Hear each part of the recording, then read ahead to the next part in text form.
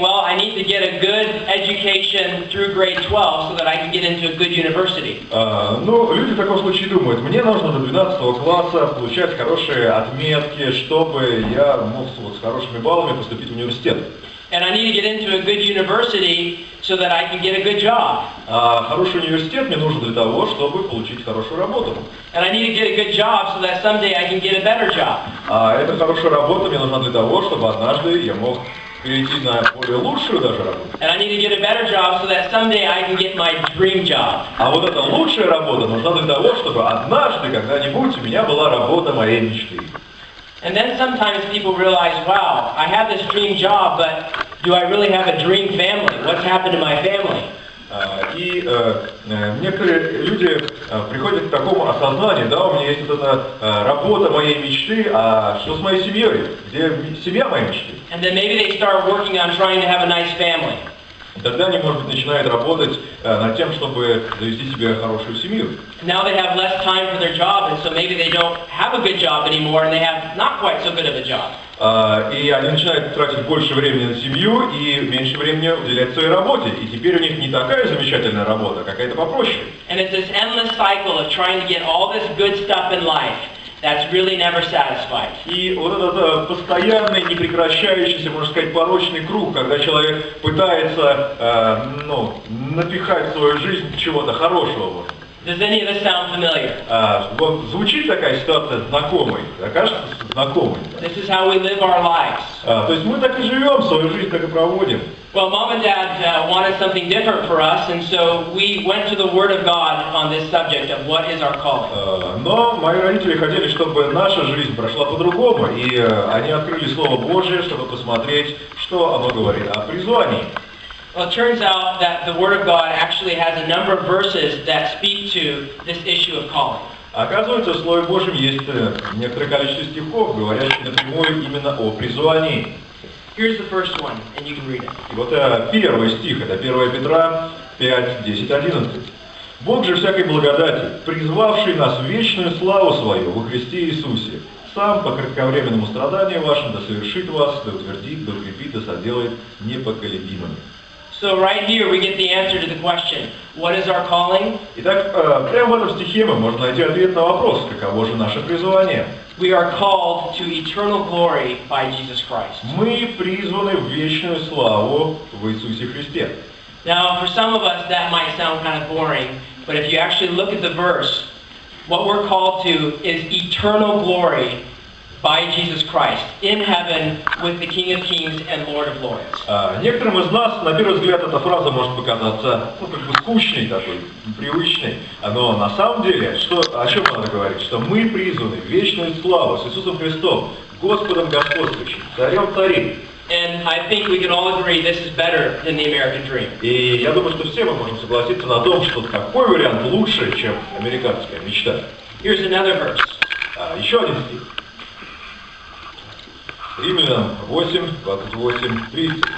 «Притом знаем, что любящим Бога, призванным по Его изволению, все содействует ко благу.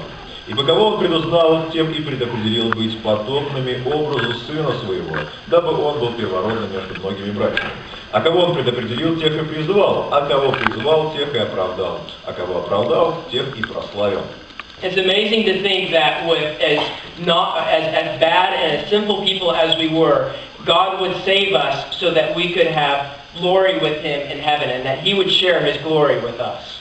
Чудесная мысль, что какими бы ужасными грешниками мы ни были, Бог все равно призывает нас в свою славу и готов эту славу с нами разделить.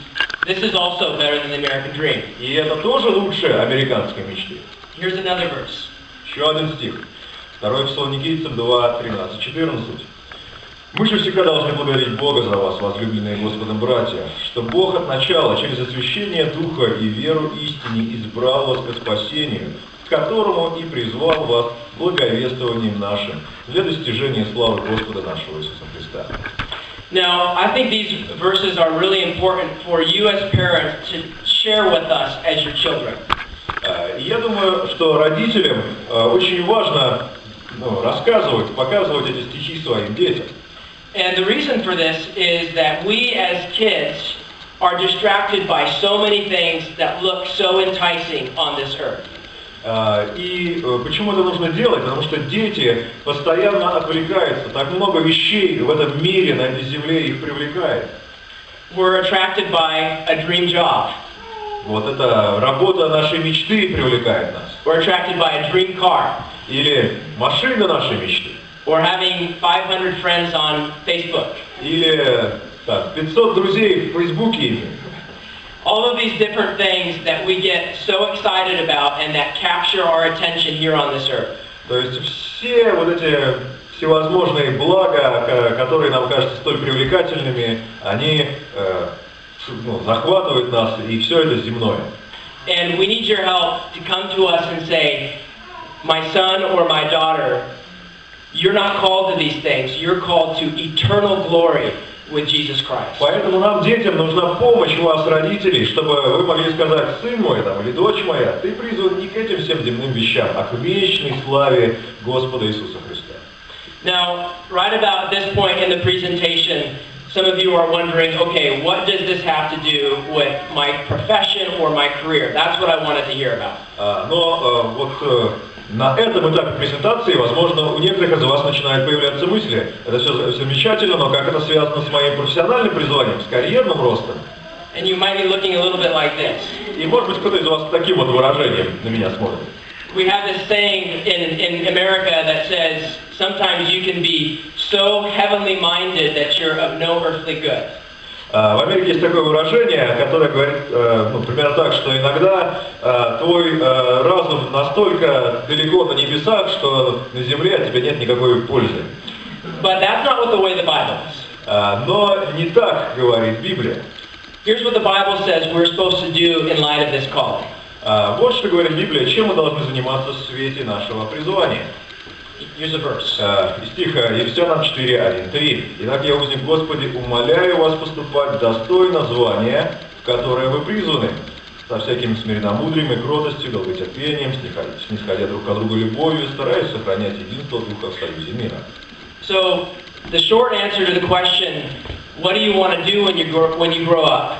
Итак, короткий ответ на вопрос, чем ты хочешь заниматься, когда вырастешь, is I want to walk worthy of the calling with which I've been called. Звучит так: я хочу поступать или жить достойно призвания, в которое я призван. Here's another verse in Colossians 1:9-12. Еще один стих, Колоссянам 1:9-12. «Посему и мы с того дня, как о сем услышали, не перестаем молиться о вас и просить, чтобы вы исполнились познанием воли Его, во всякой премудрости и разумении духовном, чтобы поступали достойно Бога, во всем угождая Ему, принося плод во всяком деле благом и возрастая в познании Бога, призвавшего нас к участию в наследии святых во свете». So again, to back up to the big picture, снова вернемся к этой нашей большой картине. We have this eternal calling that we've been called to. And now Paul's saying, what I want you to do while you're on earth is walk worthy of that calling and be fruitful in every good work. Итак, у нас есть вот это вечное призвание на небесах. И Павел говорит, что пока ты живешь на земле и идешь к этому призванию, я хочу, чтобы ты поступал достойно и приносил плод во всяком благом деле и возрастал в познании. Here's one last verse for you. И вот последний стих. Yes. 1 Фессалоникийцам 2:10-13. «Свидетели вы и Бог, как святые и праведные и безукоризненно поступали мы перед вами верующими, потому что вы знаете, как каждого из нас, как отец своих детей. Мы просили и убеждали и умоляли поступать достойно Бога, призвавшего вас в свое царство и славу. Посему мы непрестанно благодарим Бога, что, приняв от нас слышанное Слово Божие, вы приняли не как Слово человеческое, но как Слово Божие, что оно есть поистине, которое действует в вас, верующих».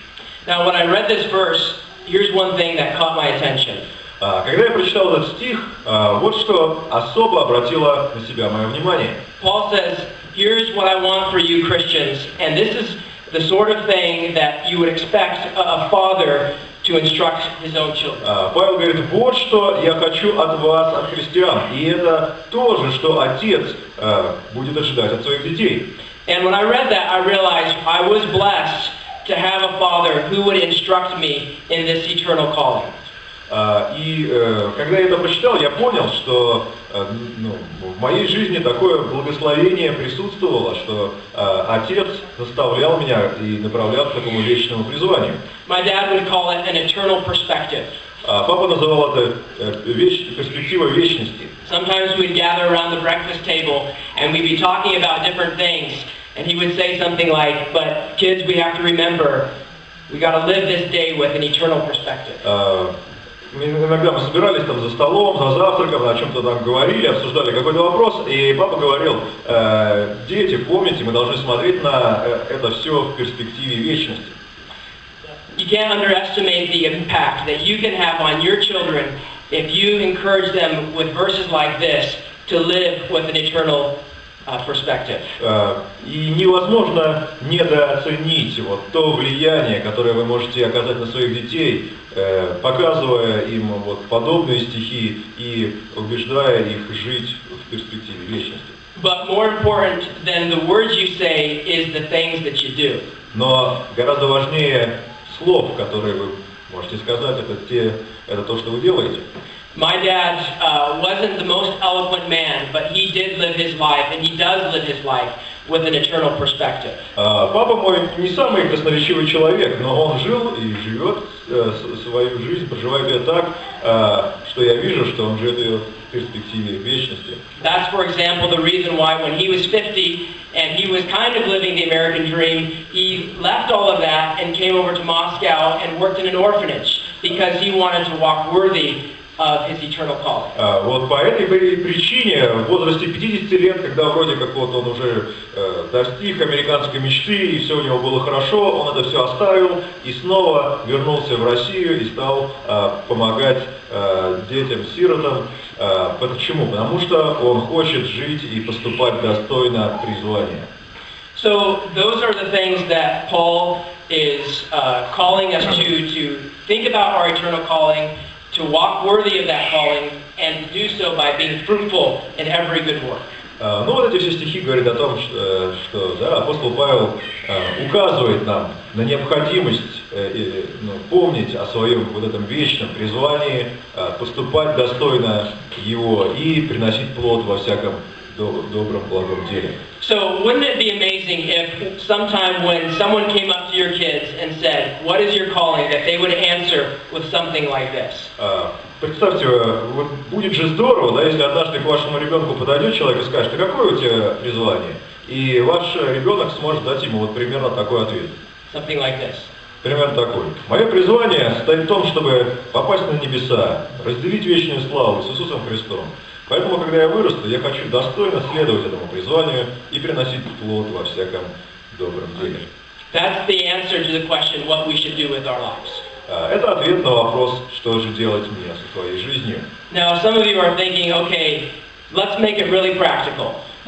Хорошо, может быть, кто-то из вас думает: ну давайте уже более практично будем вести разговор.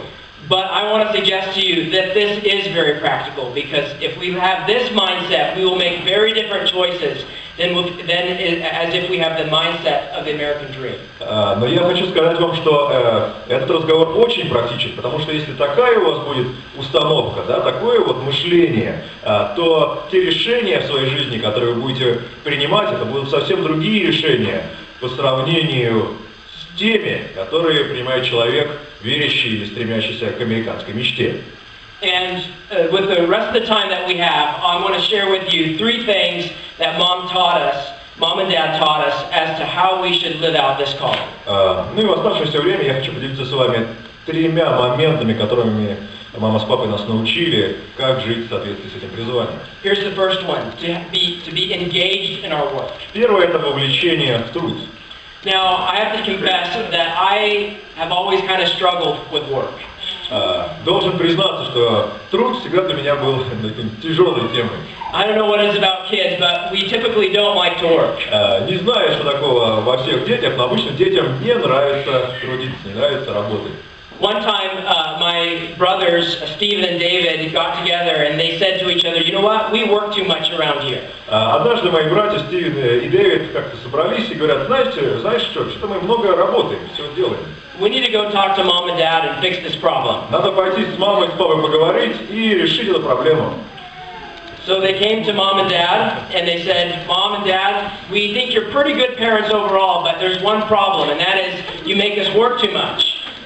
И вот они подходят к ним и говорят: мама, папа, ну, вы замечательные родители в целом, но есть одна проблема. Вы заставляете нас слишком много работать, слишком много все делать. Now, if you didn't know my parents, you might think that they would say something like this.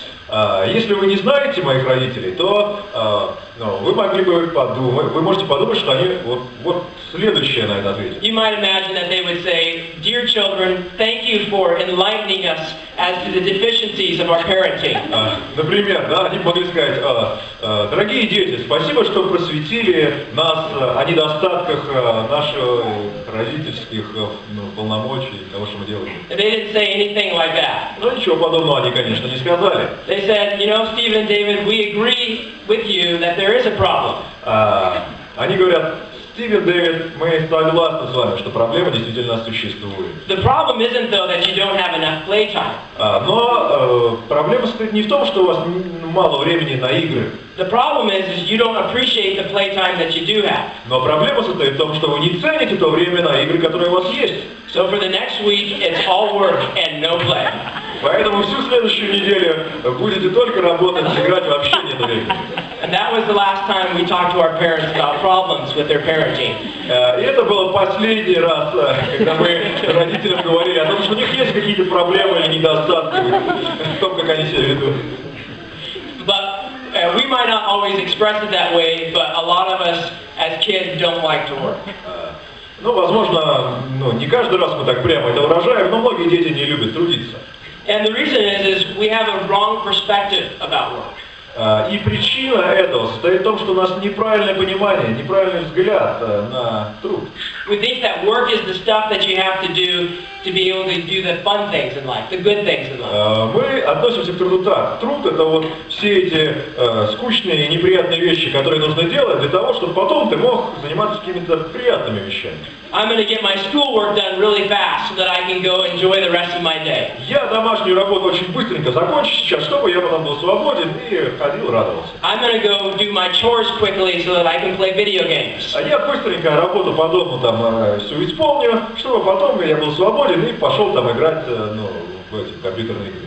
But it's not just kids that think this way. Sometimes adults think this way too. Но не только дети думают так, иногда и взрослые имеют то же мышление. I'm going to work hard for 10 years or 20 years so that I can save up and buy a home on the lake with a nice boat. 10 лет буду работать усердно, 20 лет буду вкалывать, чтобы потом мне купить домик у озера и там катер. You know what I'm talking about, right? Вы понимаете, о чем я говорю? Well, the problem is we have the wrong perspective of work. Но проблема состоит в том, что у нас абсолютно неправильный взгляд на труд. This is what the Bible has to say about work. Вот что Библия говорит о труде. Бытие 1:28. «И благословил их Бог, и сказал им: плодитесь и размножайтесь, и наполняйте землю, и обладайте ею, и владычествуйте над рыбами морскими, и над птицами небесными, и над всякими животными, присмыкающимися по земле». We need your help to get a right perspective about work that says work is how we serve God. Нам нужна помощь вас, родителей, чтобы иметь правильный взгляд на труд, правильное понимание труда, что труд – это способ служить Богу. Now you might be saying, okay, you still haven't answered my question about whether or not I should become a welder, or a garbage truck driver, or a nurse, or an underwater basket weaver. Возможно, вы думаете, но ты же еще не ответил на мой вопрос, кем мне стать? Слесарем, водителем грузовика мусорного, медсестрой или человеком, который под водой плетет корзины? What should I do with my life? Please tell me. Чем же мне заняться в этой жизни? Скажи, пожалуйста.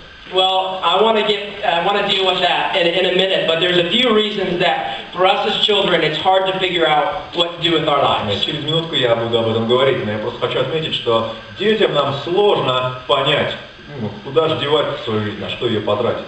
First of all, we think that the way to figure out that what we're going to do with the rest of our lives is get really good grades in high school and then go to college and college or university is where we'll figure out what to do with the rest of our lives. Ну и большинство людей думает, что ну ладно, я буду хорошие оценки получать в школе, чтобы поступила в университет, а в университете я уж тогда разберусь, что мне делать со своей жизнью. That's what most everybody in America will tell you. И практически все американцы вам примерно так ответят. But the statistic is that 80% of kids go to college or university and then end up doing something completely different than their major or their degree once they graduate. Но статистика такова, что 80% учащихся в Америке поступают в колледж или университет и после него работают абсолютно не по специальности. And that's after they change their degree 3 to 5 times on average. И такое происходит, они меняют свои направления деятельности, раза 3-5 выбирают эти основные предметы. Now, here's a few other reasons why it's hard for us to figure out what we should do with our lives. Еще несколько причин, почему же нам так сложно понять, что делать с этой жизнью. One of the reasons is that we don't have enough experience, enough life experience. Одна из причин это, что у нас недостаточно жизненного опыта. It's kind of like deciding where you're going to go out to eat or to a restaurant. Это похоже на то, как решить, в какой ресторан пойти и покушать. If Dad came to me one time and said, "Hey, Danny, we're going to go out to a restaurant tonight. Would you like to eat Russian food or Italian food?" I wouldn't know how to answer. Если бы ко мне подошел папа и сказал: "Дэнни, мы сегодня пойдем с тобой в ресторан покушать. Ты какую хочешь пищу, русскую или итальянскую? Какой ресторан пойдем?" I wouldn't know how to answer if I had never had Russian food or Italian food. Я бы не мог ему ничего на это ответить или не знал, как ответить, если я никогда до этого не ел ни русской еды, ни итальянской. But the way we do education is that we say you need to go to school for around 12 to 20 years and never do anything real in real life, and that's a great way to figure out what to do with your life. Но к образованию мы относимся так, что иди учись, лет 12-20 проучись, понятия не имея зачем, и в конце ты не знаешь, что делать со своей жизнью. That's a very bad way to find out what to do with your life. Через какое-то время ты все-таки поймешь, да? Но это неправильный способ, как обнаружить то, ради чего стоит жить, да? Чем стоит заниматься. Another reason that it's hard for us to know what to do with our lives Еще одна причина, почему так сложно понять, что делать с этой жизнью, is we don't like the giftings we've been given. Потому что нам не нравятся те дары, которые мы имеем. Here's an example. Вот такой пример.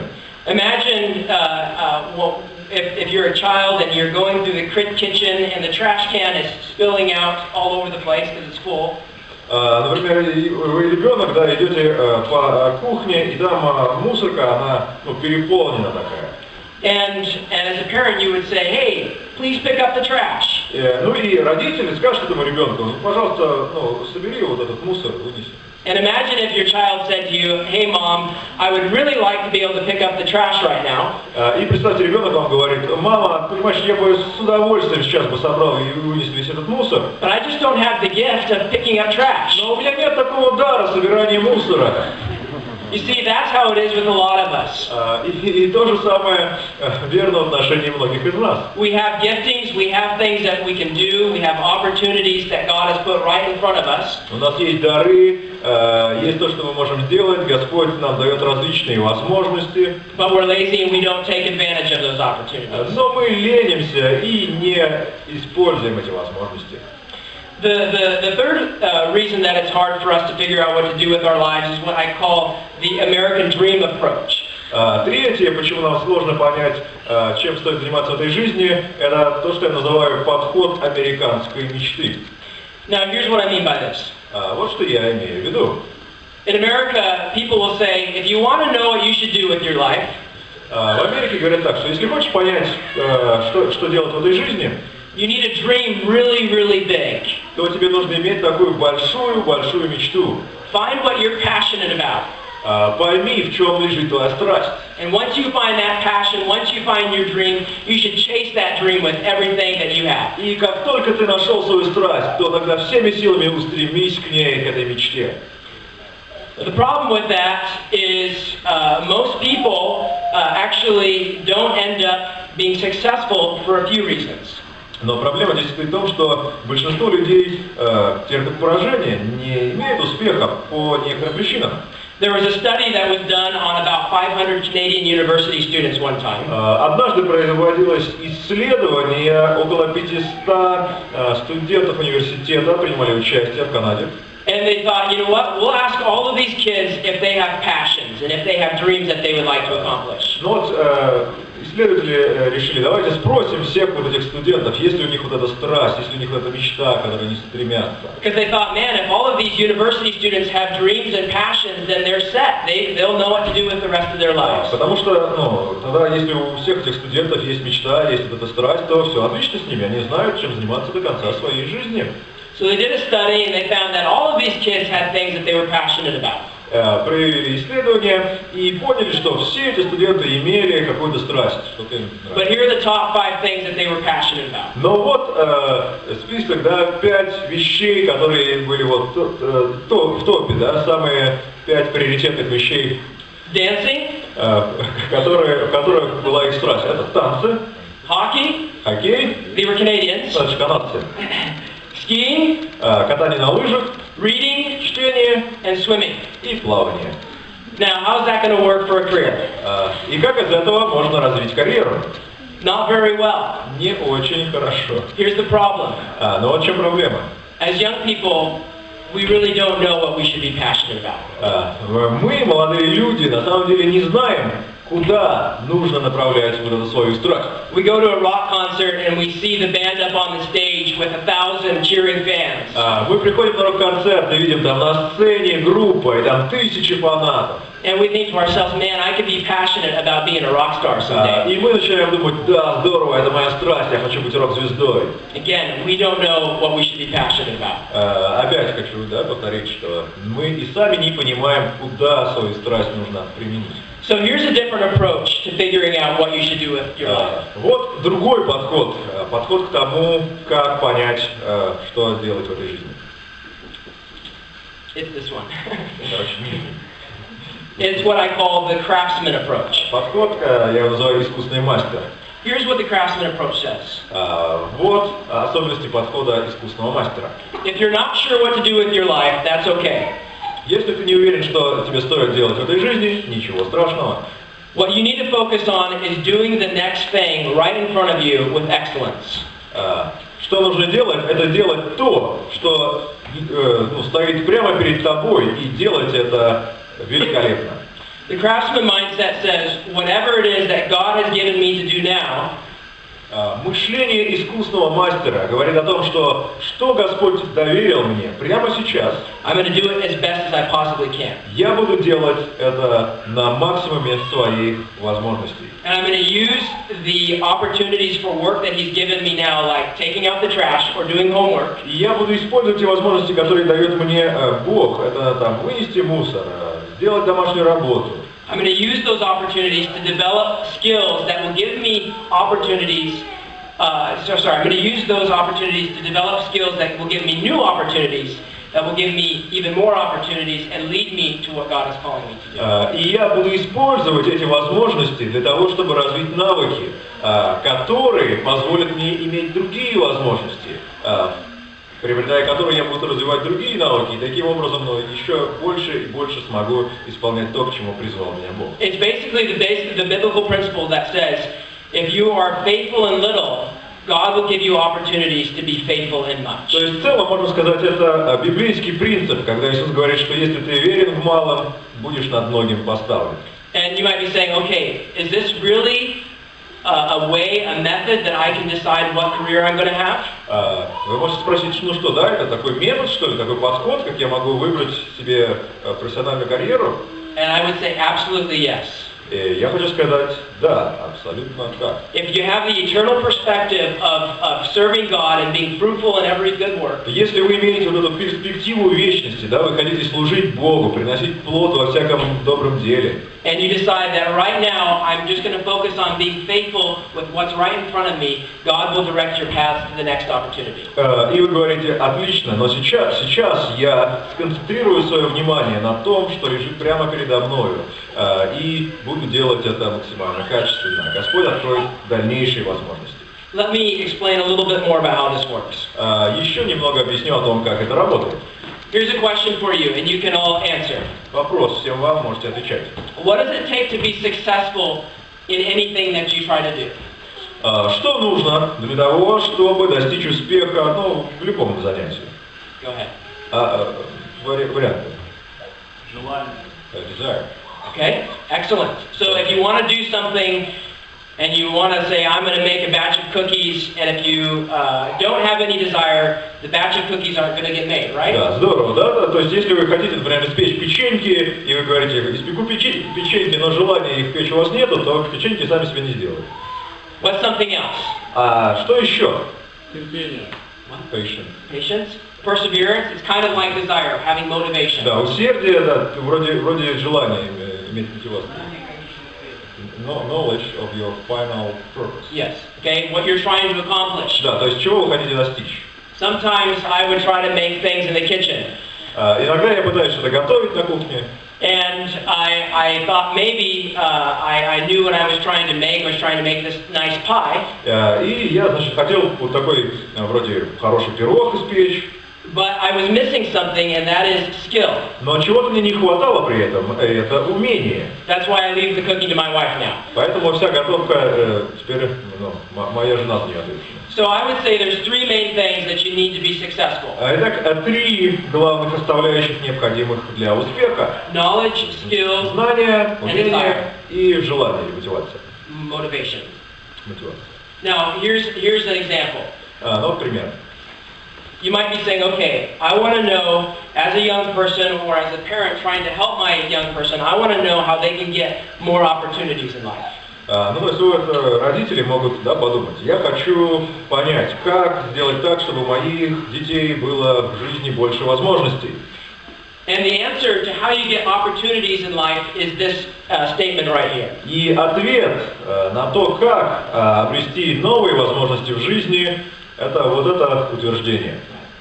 Новые возможности появляются, когда уровень знаний, умения и мотивации превосходит все то, что требуется для выполнения текущей работы.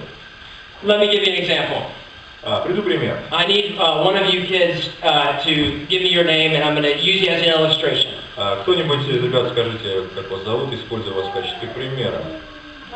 Maria, okay. Let's say that one day Maria's dad comes to her and says, Maria, I want you to make a birthday cake for your brother. Ну, допустим, вот папа Марии подходит к ней однажды и говорит, хочу, чтобы ты пирог испекла на день рождения своему брату.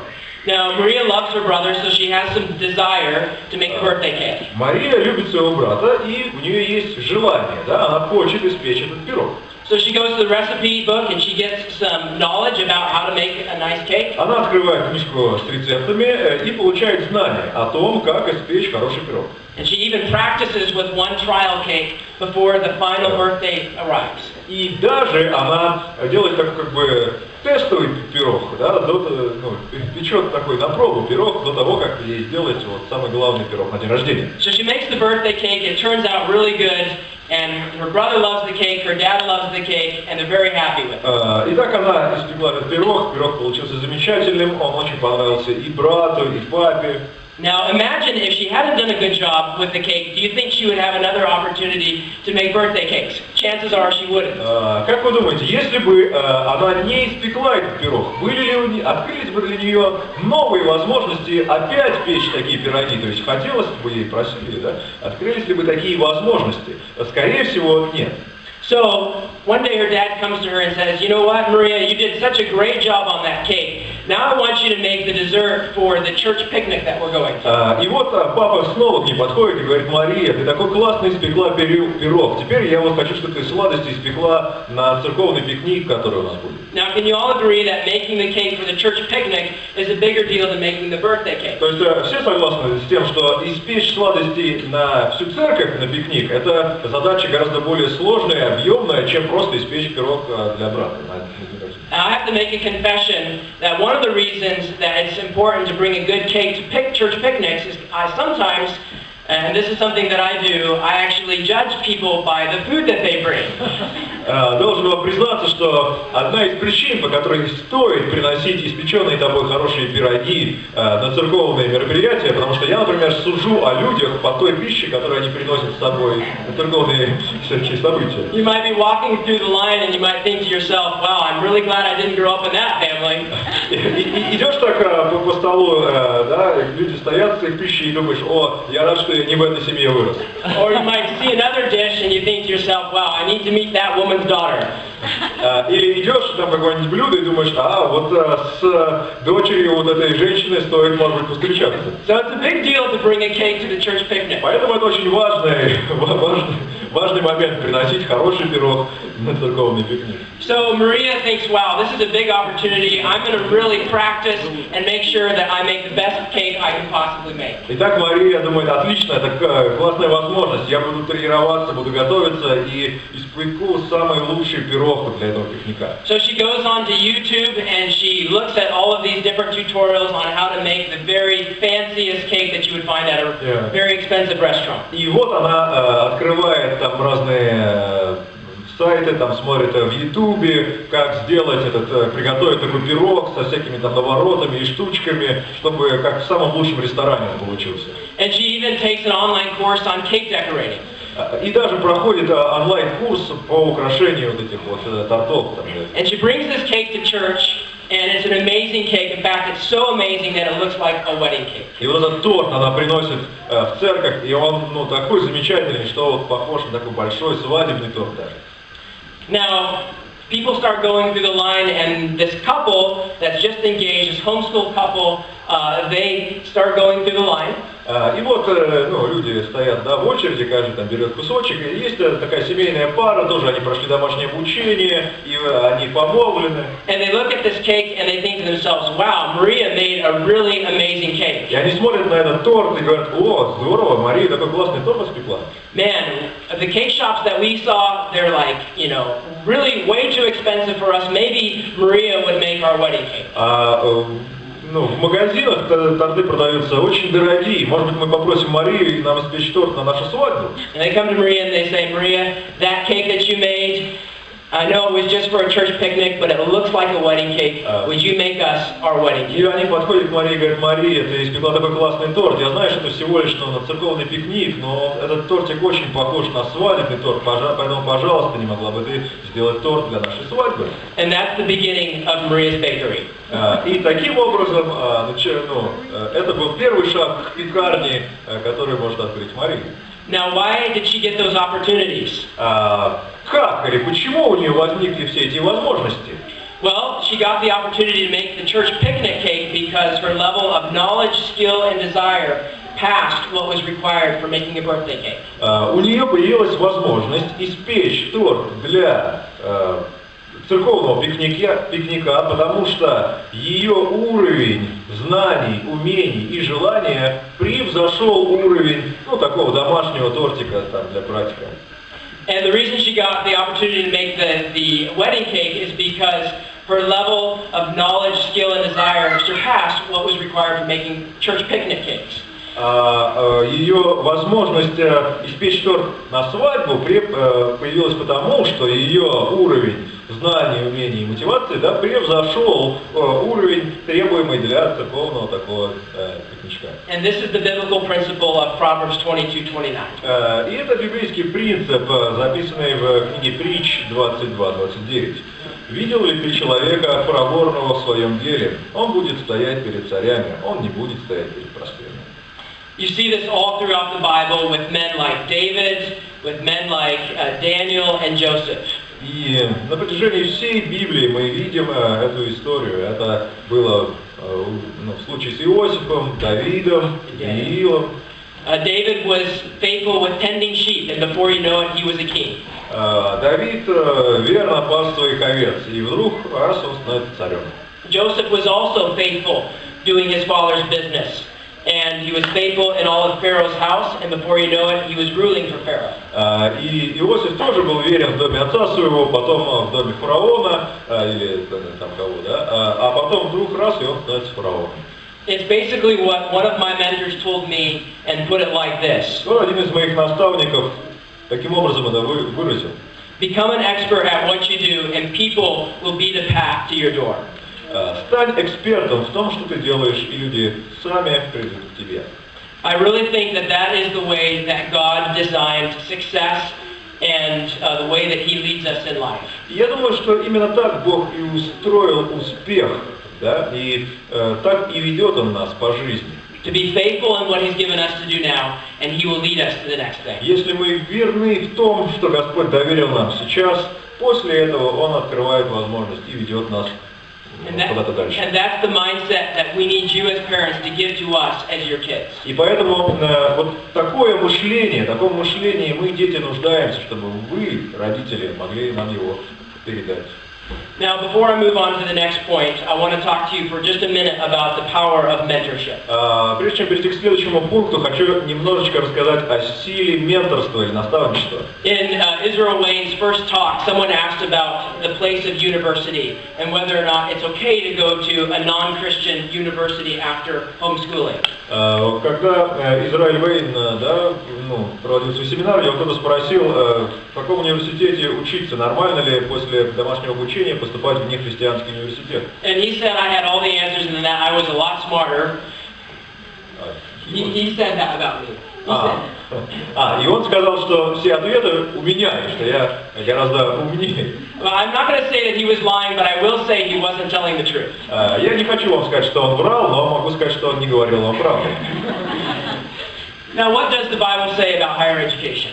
Что говорит Библия о высшем образовании?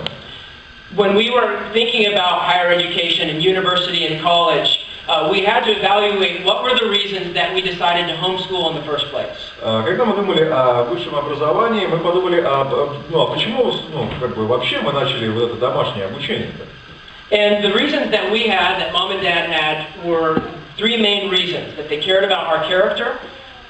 Причина, да, почему наши родители начали проводить с нами домашнее обучение, потому что их волновало, что станет с нашим характером. They wanted to take an individual approach to education. Они хотели, чтобы в образовании их детей был индивидуальный подход. And they wanted to give us opportunities to do life application, to get life experience. И также они хотели, чтобы у нас были возможности получить такой жизненный опыт. They thought this is what makes a good education. И они подумали, то есть вот это составляющая хорошего образования. So when we were thinking about whether or not to do university, the question we asked was, do those principles change when you turn 18? Поэтому, когда дошло дело до университета, они подумали, меняются ли эти принципы, когда ребенку становится 18 лет. And the answer we came up with was no, the principles are still the same. И ответ, что нет, принципы те же. And so when we thought about what we were going to do for college and university, we tried to be creative to come up with ways that we could get the credentials that we needed to get while still valuing character, individual approach, and life experience. И вот когда дело дошло до того, чтобы поступать в университет, мы старались как-то творчески подойти к этой проблеме, чтобы учеба в университете отвечала вот этим трем критериям, то есть чтобы она развивала характер, чтобы сохранялся индивидуальный подход и чтобы человек по-прежнему мог получать какой-то жизненный опыт. And we also ran into the verse in Proverbs 13:20 that says, if you walk with wise men, you will be wise, but a companion of fools will suffer harm. Также нам встретился стих в притчах 13:20, да, что общающийся с мудрыми будет мудр, а кто дружит с глупыми развратится.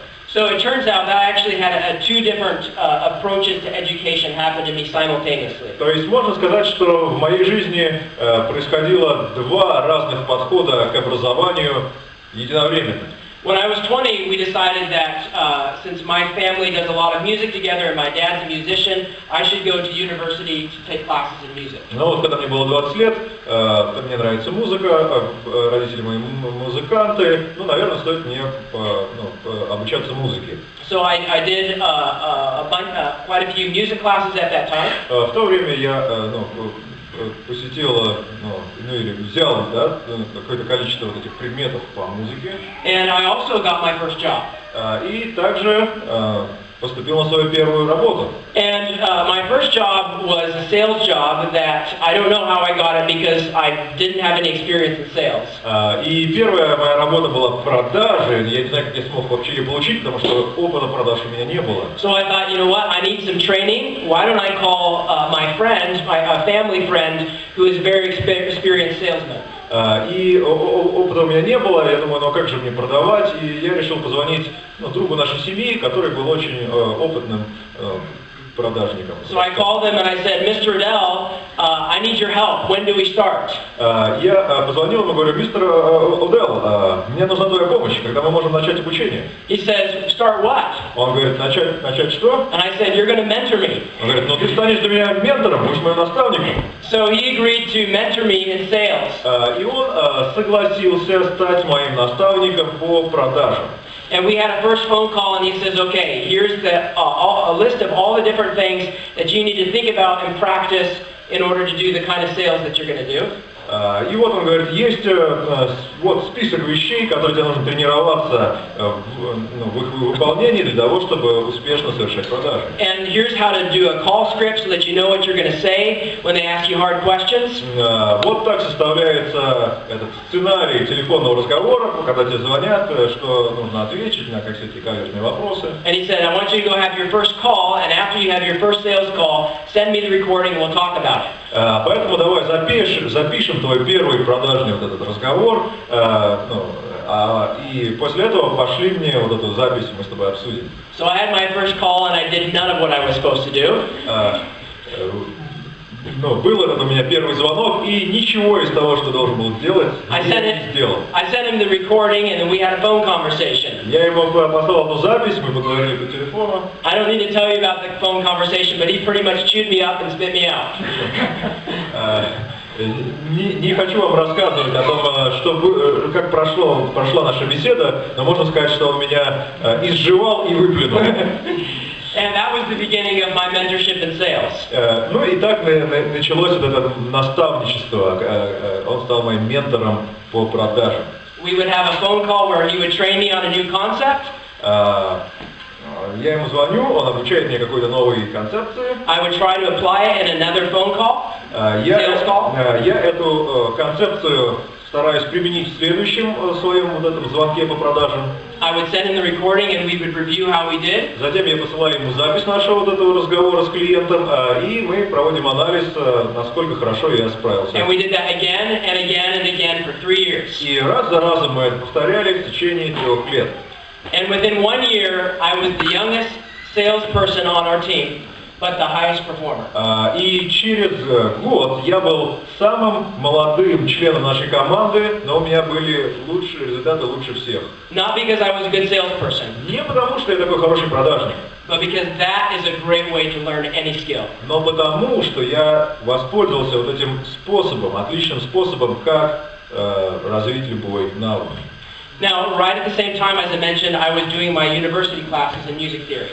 И в то же самое время, как я говорил ранее, я проходил обучение в университете, брал уроки по музыке. And I learned a lot of good things in university, but I don't think the quality of education compared at all to what I received in that one-on-one mentorship. И в университете я, конечно, узнал много полезного, много всего хорошего, но могу сказать, что качество вот этого образования, которое я получил в университете, не сравнится с тем качеством обучения, да, которое я получил от этого своего наставника.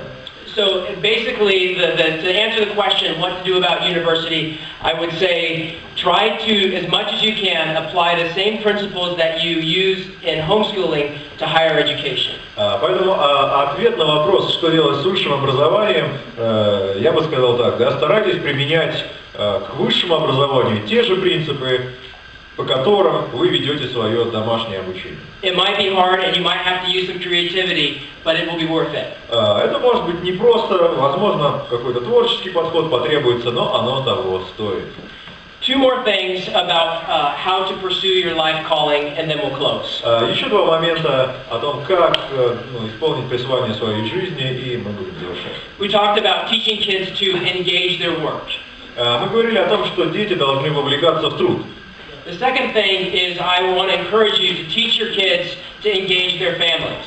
Второй момент, я советую вам научить своих детей вовлекаться в семью. Now, some of you young kids might be thinking, okay, I'm 13, what does that mean to engage my family? Кто-то из вас помладше может думать, хорошо, мне 13 лет, что это значит иметь вовлечение в семью? One of the things that mom and dad taught us was that your family is like your team. Чему еще научили меня мама с папой, что твоя семья это как твоя команда. If you want to win a game of basketball or win a game of volleyball, you're not going to be able to do it if you try to do it yourself. Если ты хочешь победить, когда играешь там в футбол или в баскетбол, ты не сможешь это сделать, если ты будешь только один все делать. So they said your family is your team to do what God has called you to do. И они говорят, вот твоя семья это твоя команда для того, чтобы тебе исполнить то, к чему тебя Господь призвал. Now, I've only been married a year and a half, but I can already see how true they were with the wife that God gave me. She's an amazing teammate, and we can do way more together than we could do apart.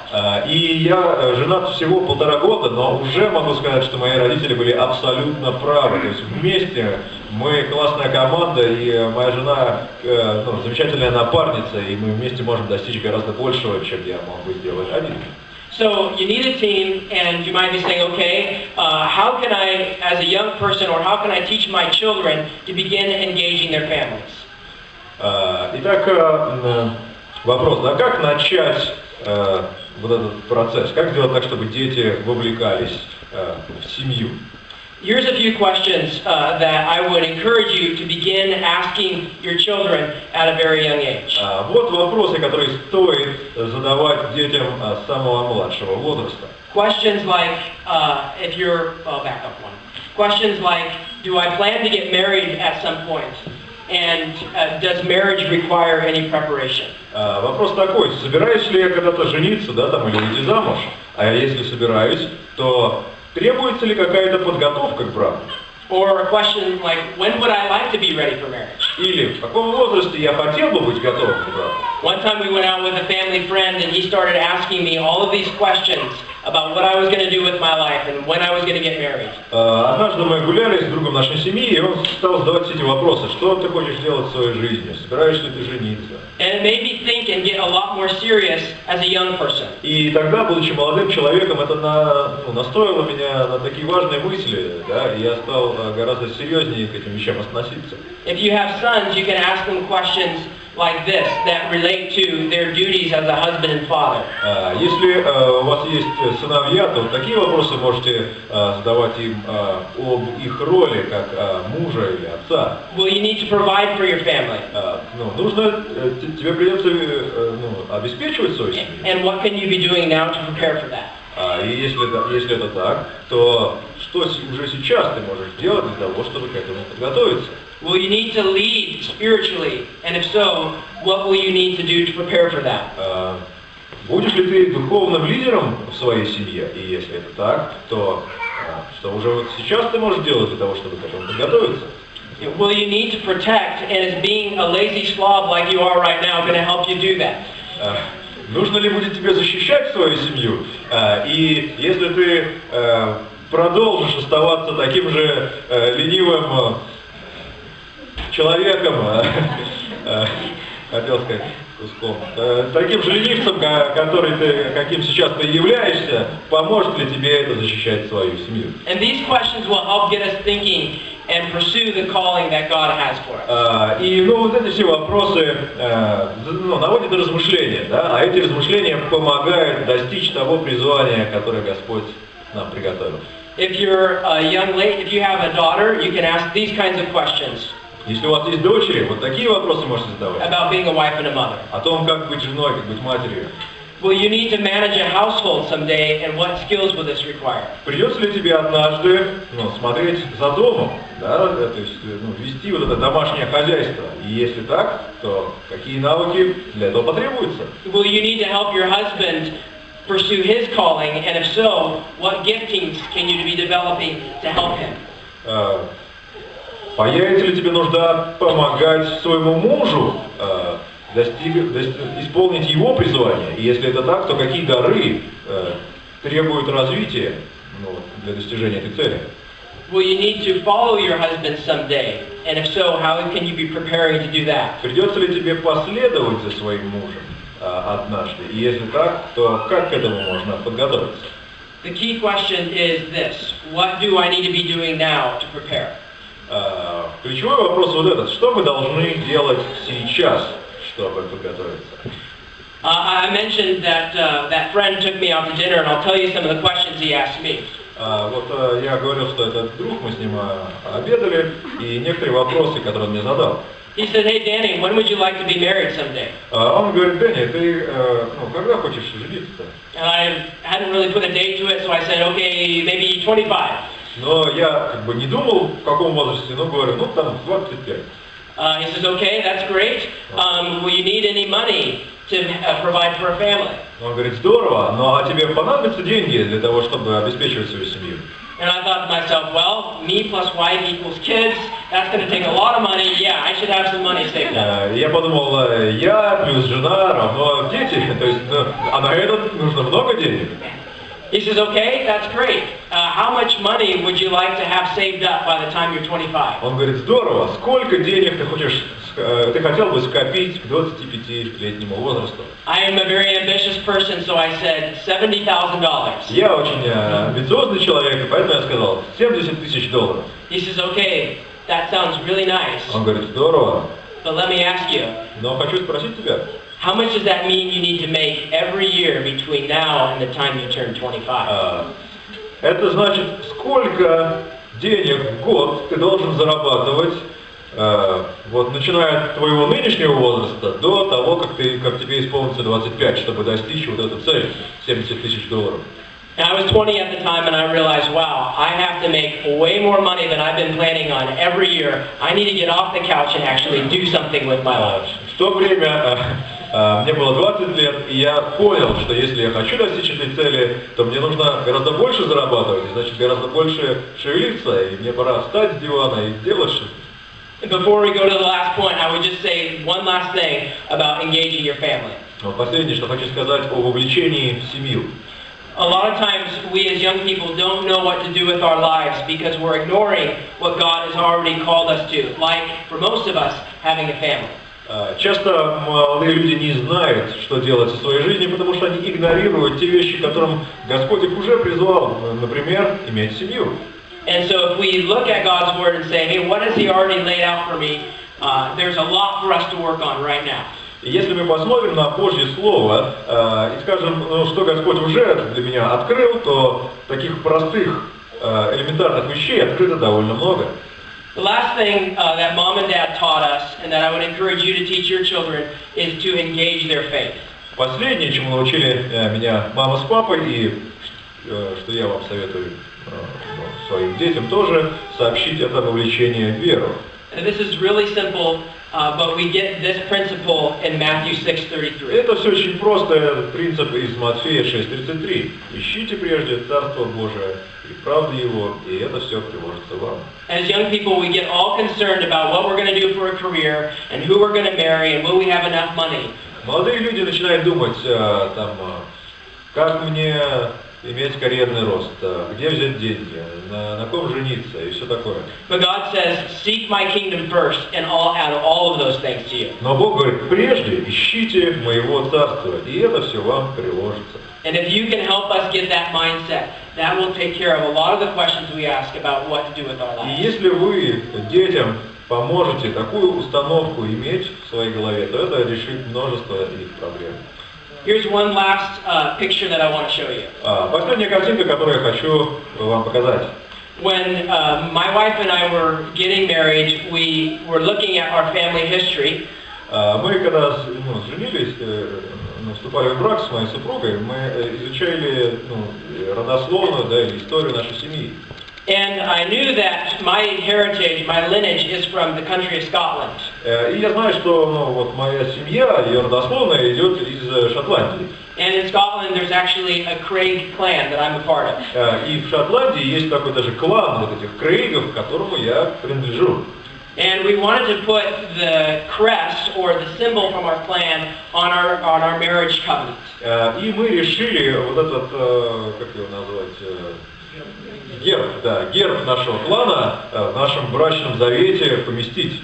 So I found our crest, our symbol, И я нашел этот герб, наш символ, and it has a Latin phrase on it that means this: и на нем записана фраза на латыни, которая значит следующее. live for God and you will have life. Живи для Бога и будешь иметь жизнь. How's that for family history?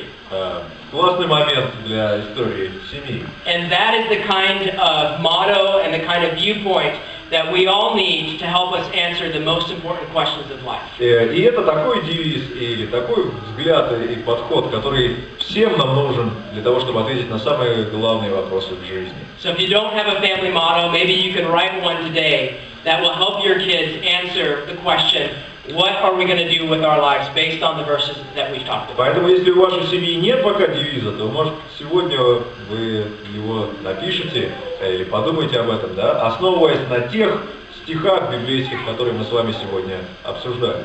That's all I have, and we do have a few minutes for questions if you have any. Not that I have any wisdom, but I'll try to answer them. На этом все, что я хотел сказать. У нас остается несколько минут для тех вопросов, которые вы можете задать. Не то, чтобы у меня было много мудрости, но я готов ответить, как смогу.